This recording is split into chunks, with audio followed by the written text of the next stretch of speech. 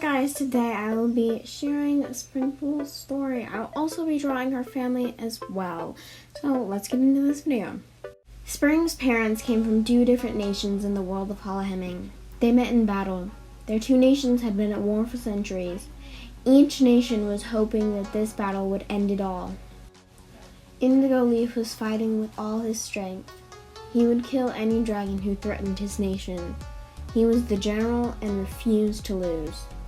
Flew at a dragon and clawed him to the ground. Then he heard a whimpering. He whirled, wondering who it was. Then he saw a wounded dragon laying on the ground. Seeing that it wasn't one from his nation, he flew at them with outstretched claws. Suddenly, she looked up at him. He could see the anguish in the blue-green eyes of the dragon before him, and he couldn't make himself end her life. He skidded to a stop. Indigo Leaf turned and fled. What had he just done? He should have killed that dragon, but he didn't.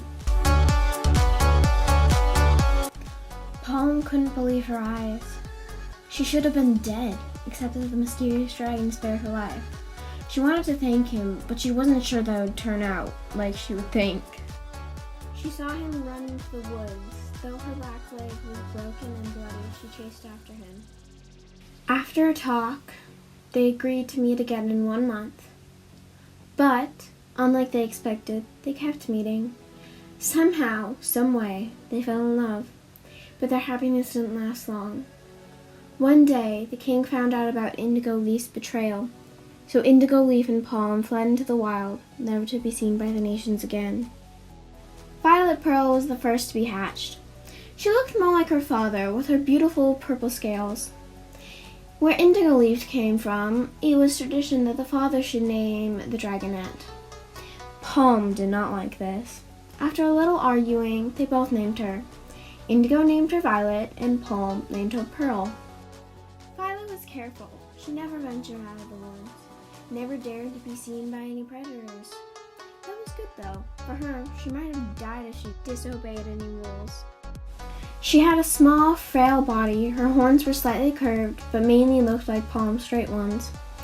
She was almost the same color as her father and had some scales like him. But she also had those diamond scales that looked like her mother's. Her tail was whipped thin like her dad's, but she still had her mom's frill on her spine instead of her father's spikes.